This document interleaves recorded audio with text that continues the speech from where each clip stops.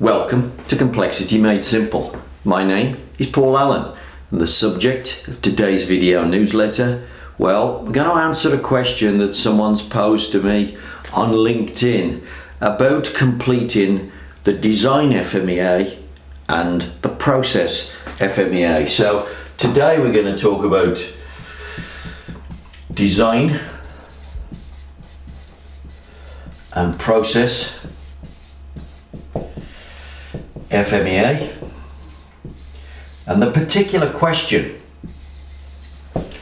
that they've asked me is about likelihood. Yeah, so what's the likelihood of something actually happening? So they would like to come up with a likelihood score, a likelihood scale. And they were asking me, should the scale be the same for design as process FmEA, for instance? I'm a practical person, all right? So the use of the FmEA is a practical thing to make more money. It's really important.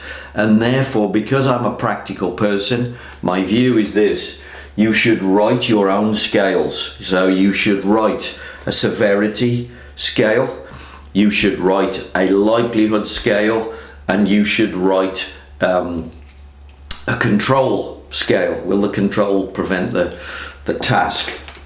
So you should write your own, so that in your business it is clear and unambiguous how to complete the FmEA. So that's the first thing. So I would frame my own scores. If you still want to stick to 1 to 10 as a scale, that's fine. But the language that's in the box, it would make more sense if you wrote it in a language that relates to your industry. So that's the first thing.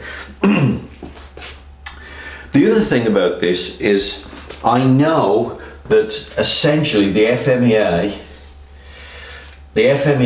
is a risk assessment. That's the way that it's set up. And if you use it as a risk assessment, this becomes quite difficult to score. So the example we're going to use, I'm just going to use the example of, let's say you're designing the remote control for the TV. And what we tend to do is we tend to go for doing an FmEA to prevent against sort of accidents. So an example, maybe the customer is going to drop the remote control in the bath. Okay, so that's the risk. And then you start saying, well, what's the likelihood of that? And then you sit and you have a 10, 15, 20 minute argument with a team, and that you just waste time arguing about whether it would ever happen. Somebody saying, I've never dropped the remote in the bath, etc. All right? You can do that if you want, but it's a complete waste of time and money. And it really doesn't get the best out of what an FmEA can really be about. Because here's what you should be doing. What you should be doing is to say, okay, what is it the customer wants? So we should have the voice of the customer. Okay, so the voice of the customer should be going in directly into the design FmEA process. The design FmEA is completed by the designer only. And this document, this piece of paper, is going to record the designer's design intent. Why did they make it out of the plastic that they used? Why did they decide that this clip here needed a specific dimension or needed a specific shape or whatever it is? The reason they chose these things, of course, is to please the customer. So if what you've got is a proper voice of the customer played into the design FmEA, and then the designer completes the design FmEA, which is now a record of their design intent. So I'll give you an example. you know, the remote, the customer wants it to be robust. All right, so that would be their language. Okay, so the voice of the customer would be, I want it to be robust. Now, when you start saying, well, what's the likelihood of that? I want it to be robust. Why do we want it to be robust? Well, we're probably going to sit on it. We're going to drop it on the floor a whole number of times. These are practical day-to-day things now. So what's the likelihood that the customer's going to drop it on the floor or throw it across the room when somebody says, can I borrow the remote, etc.? Well, now the likelihood is very straightforward, because the likelihood here is literally going to be, well, all the while. You know, so the likelihood, because you're dealing with something that the customer's interested in, the likelihood is very high, because they wouldn't be asking you to make it waterproof so I can drop it down the toilet. They'd be asking you to make it robust so that it lasts in day-to-day use. So once they say, we want it to be robust, you translate that into something measurable. So you say, I don't know, it passes the 10-meter drop test. Okay, that's what it's got to do. And then what you're going to start doing is to say, well, I'm going to use, in that case, I'm going to use glass-filled nylon. These are your controls, by the way. So these are your controls, glass-filled nylon. I'll have a wall thickness of 3 millimeters, for example, and I'll have 15 times 2 millimeter strengthening webs in the design. So that is to please the customer, is to make it robust. So now what you've got is the design intent. Well, when you ask the question now, well, what's the likelihood? What's the likelihood that the customer wants it to be robust?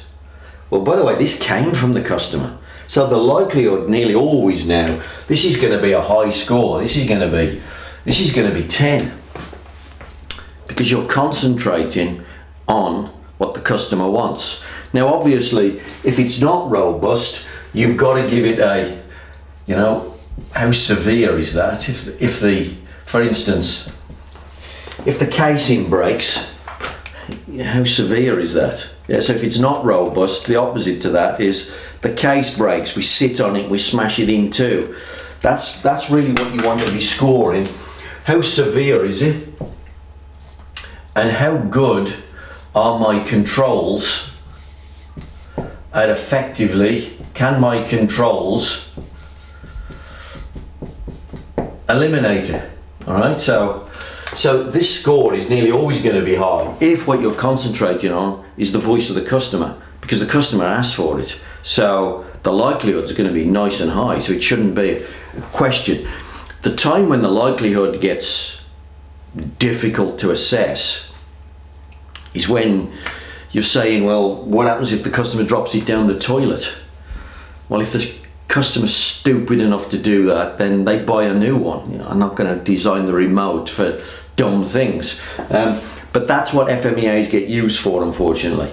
And it's a waste of time. Now then, so there's your score for the design FmEA. Now the process FmEA, on the other hand, what that's about is controls that guarantee these things. So for example, let's say on the molding machine, we need to make sure that all 15 of the webs are in place. So when we play this back, because this control should go into the process FmEA now. And the process FmEA, ultimately, the control will be something like, I don't know, the tool temp, to make sure that these webs are all completely molded. The tool temperature must be at 150 degrees C. All right, so that would be your control. Now, when you get into the process FmEA, I like to keep this very simple, and I like to say, well, if we didn't have this control, how often are we likely to mismold the webs? And I keep it very simple. Is it likely to be once a day, once a week, once a month, maybe once a year? So I keep the scoring very simple. So that's gonna be the worst, isn't it? 4, 3, 2, 1. So if you're going to make the mistake once a day, well, that's the worst you can do. You're going to effectively make the mistake all the while. What we're basically asking the question is, how many times are you going to upset a customer? So if you're producing televisions and you're producing this thing, how many times are we going to upset the customer? Well, what you're saying is you're likely to upset the customer once a day. You know, and if you think about it logically, you say, well, if I didn't put a control on the tool temperature, how often are we likely to mismold the webs? And probably you're going to settle on probably one of these two, I would have thought. And it's relatively easy to sit down and ask the technician, how often do you think we're going to get mismolds? And if you're making a lot of these things and you're running them constantly, it's possibly this one. So now you've got, I need my pen to work. So now you've got a score of 3, and it's relatively easy to do. If you start saying there's a 65% chance of it happening, or there's a 45% chance of it happening, you're going to argue about that. Whereas if you say, well, are we going to mismold once a day? Are we going to mismold once a week, once a month, once a year?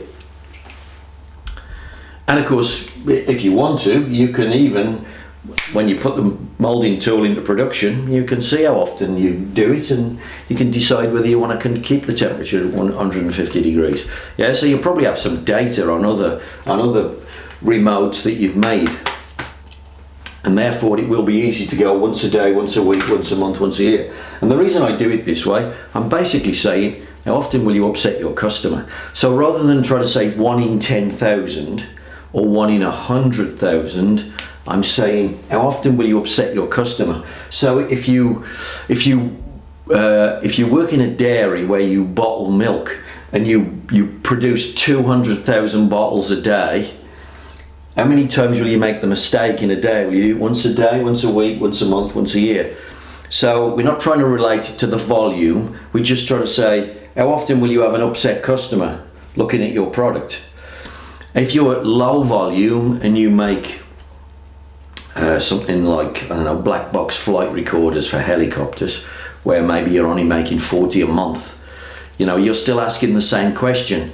How often will we have an upset customer? Will it be once a day, once a week, once a month, once a year? And therefore the volume doesn't matter. You're just asking the question, how often is that mistake going to get made? And it keeps it very simple, and it's much easier to have a discussion about it if you really want to. But for me, the design FmEA is filled out by the designer only. Then he puts it up to scrutiny at the end, where you add all the extra, will we drop it down the toilet nonsense at the end if you really want to.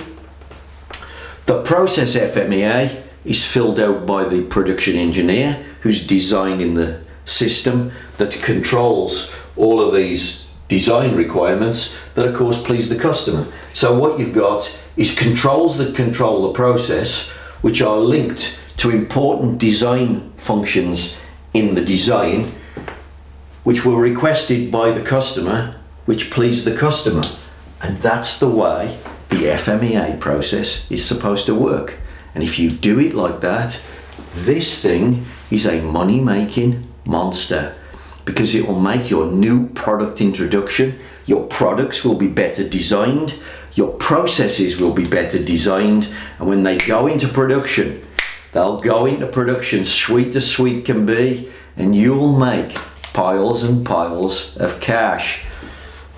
Do the FmEA the right way. But Mark, there's your scales, hopefully. I hope that helps. Drop me a line if you need any more help. All the best. Thank you.